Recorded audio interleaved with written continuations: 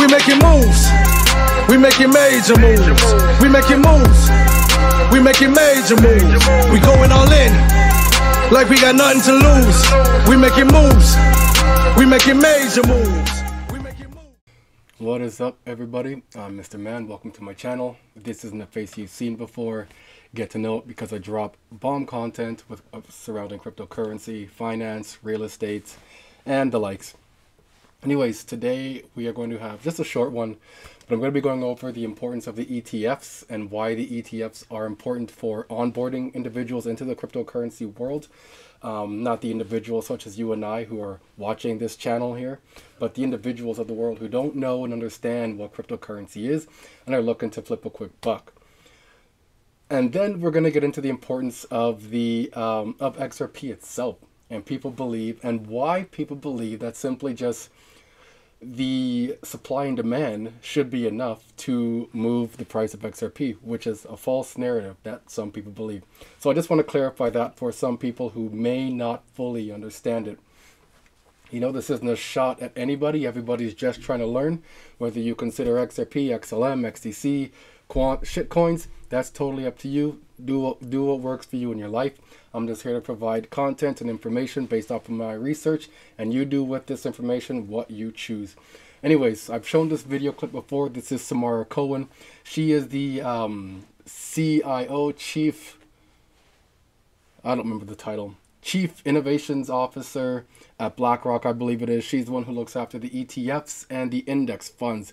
She's the one who puts BlackRock's ETFs and indexes together, okay? This is her, Samara Cohen.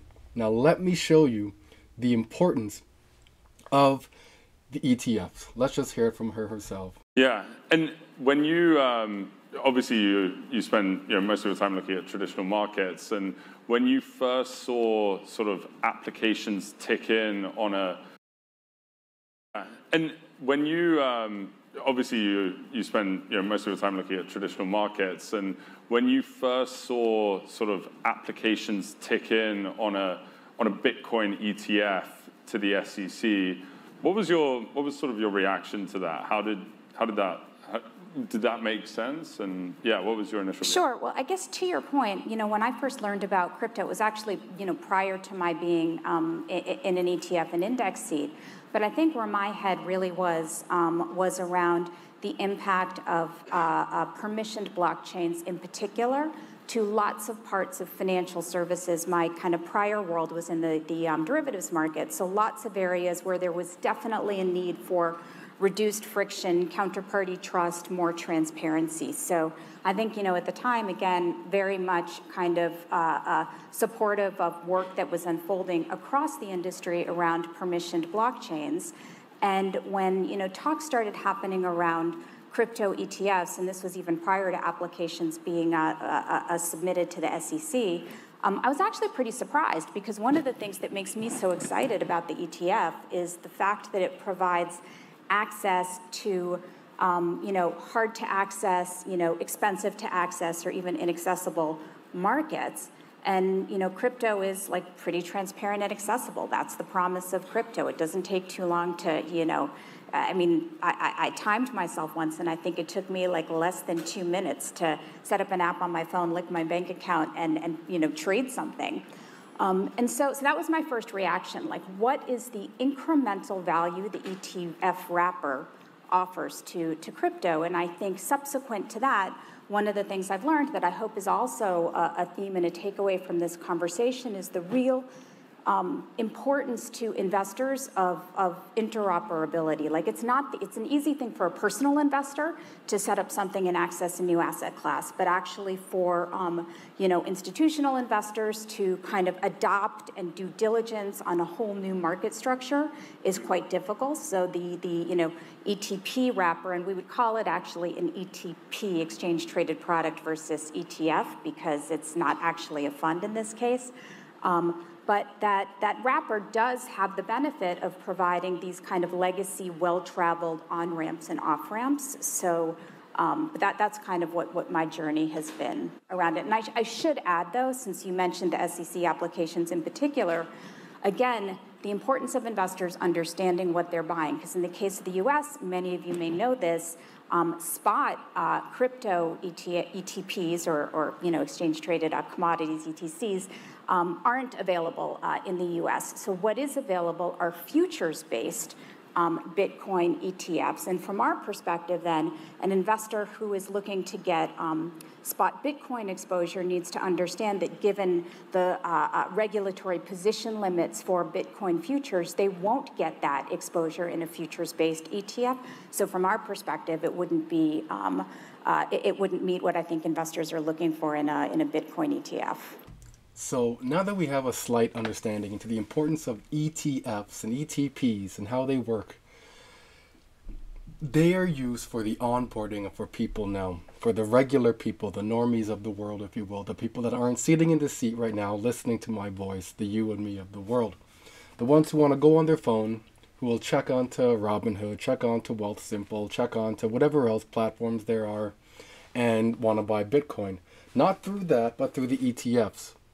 Right? Through the ETFs, who don't want the exposure to the actual Bitcoin, but will go through the regulated entity, such as BlackRock or Fidelity or Grayscale or what have you, and get the exposure that way because they are the regulated entity, right?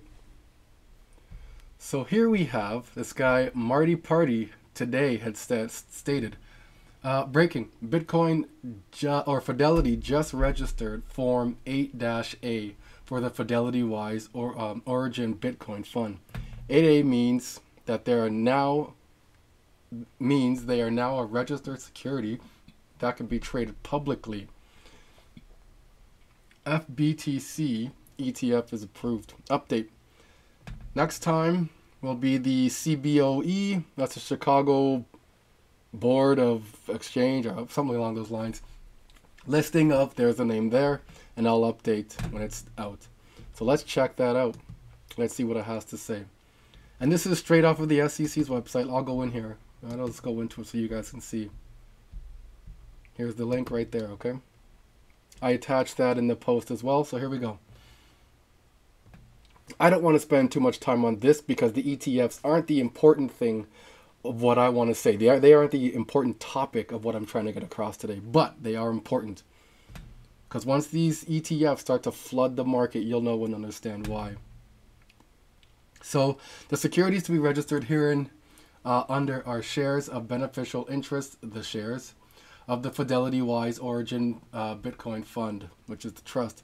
An application for listing of the shares of the trust has been filed with and approved by the CBOE.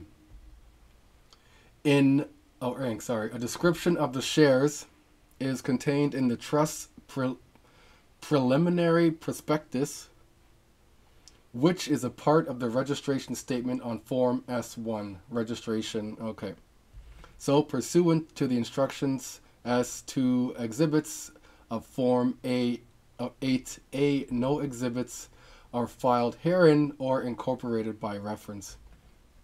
These things are hard to make English sense of. So anyways, they just filed for it. That's all it's saying. They had filed for this Bitcoin ETF now. Let's move on. This is what I really want to show you guys now. Some people believe that Ripple is dumping on them. They're dumping on them. Why isn't the price of XRP going up? All these partnership and nothing's moving. Why isn't the price of XRP going up? If that's what you are expecting, you're expecting that that's false. That's completely false. You are expecting a security out of XRP. That's what you're expecting, and that's not what XRP is. I will let Brad have this conversation here with this gentleman here. This is a quick, minute clip here, and this should hopefully explain it for you. All right, so in December, the SEC sues Ripple, and the gist of it is they say, you guys, or by selling XRP or releasing it into the community, as you would say, it was a security, not an asset, not gold. It's more like a stock, and you didn't register it. What you did was illegal. That lawsuit, I think, is misguided.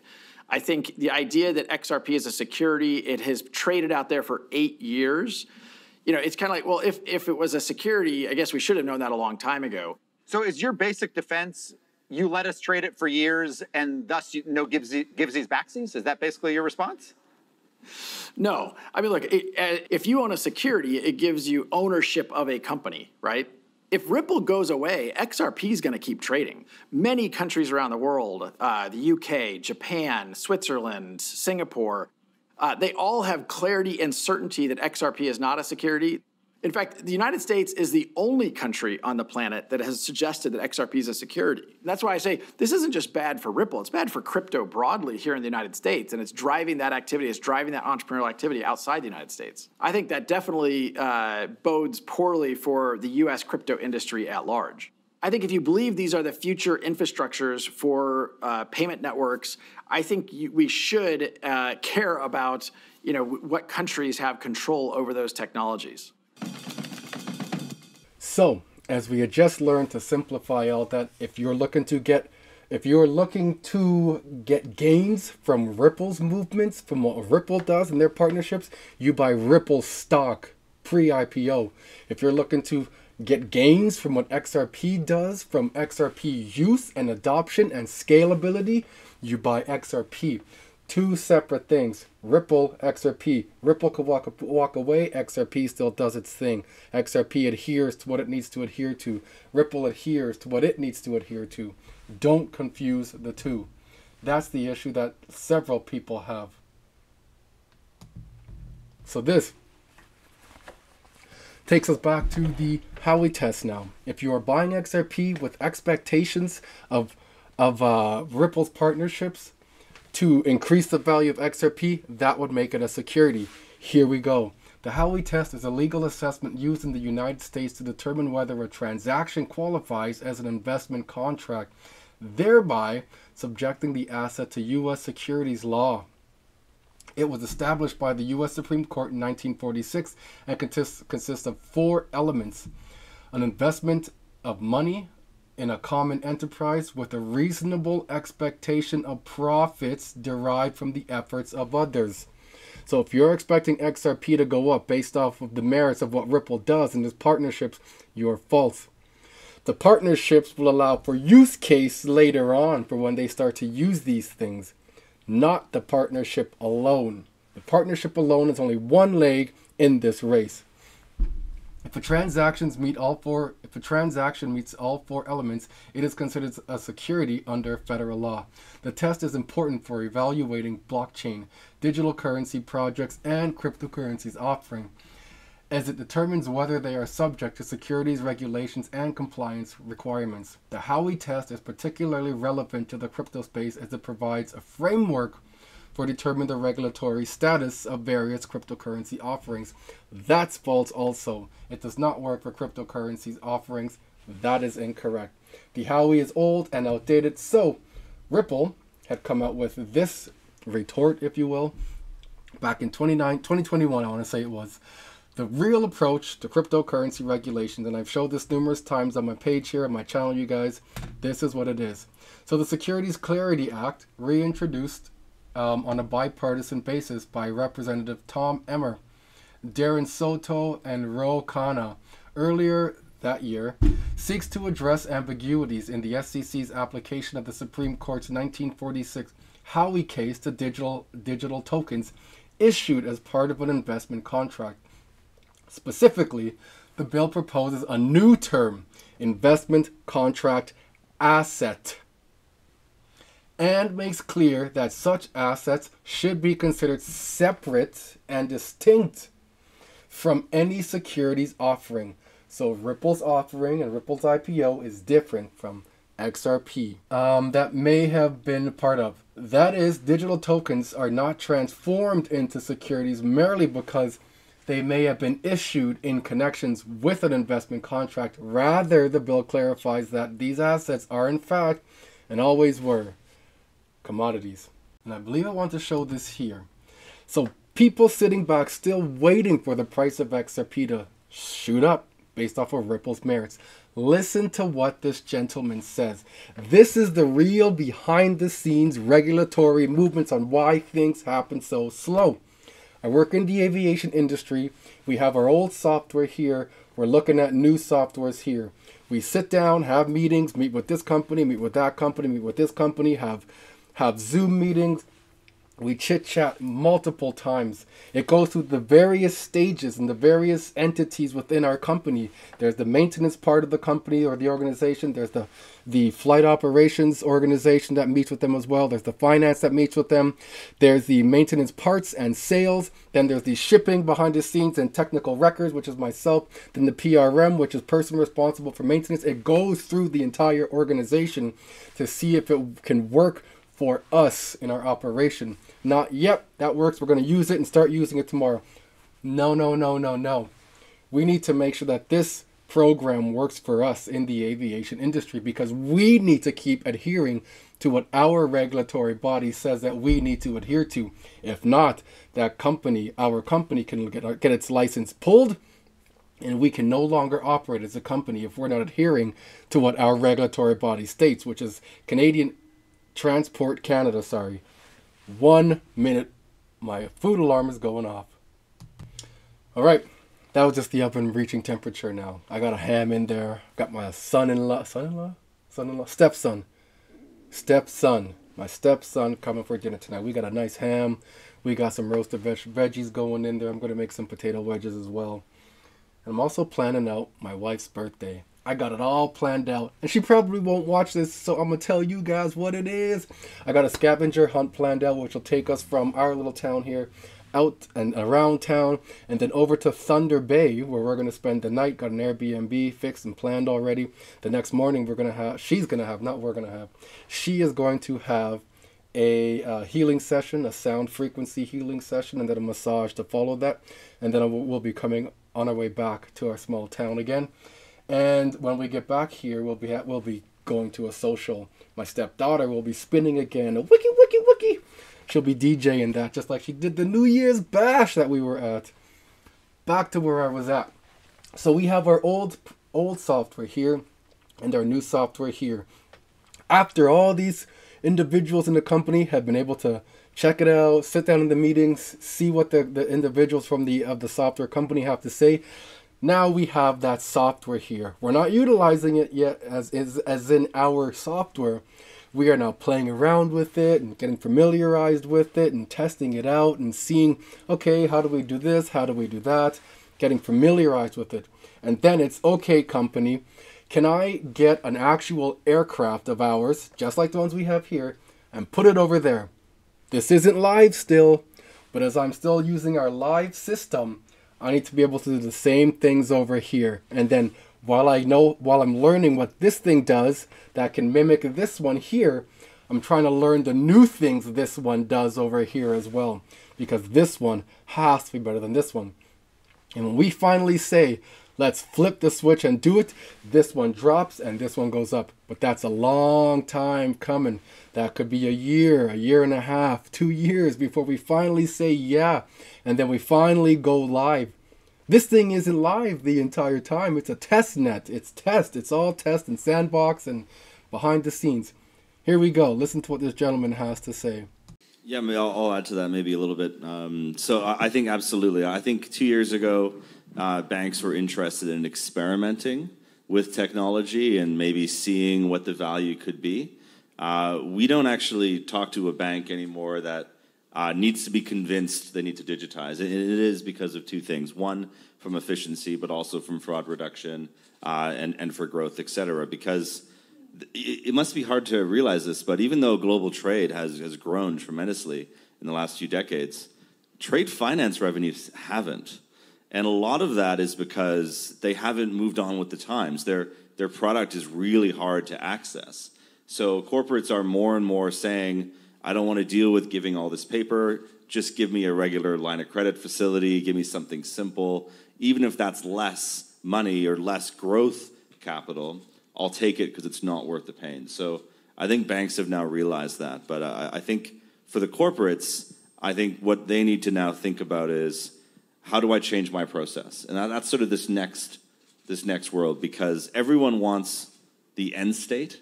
Everyone wants everything to be digitized.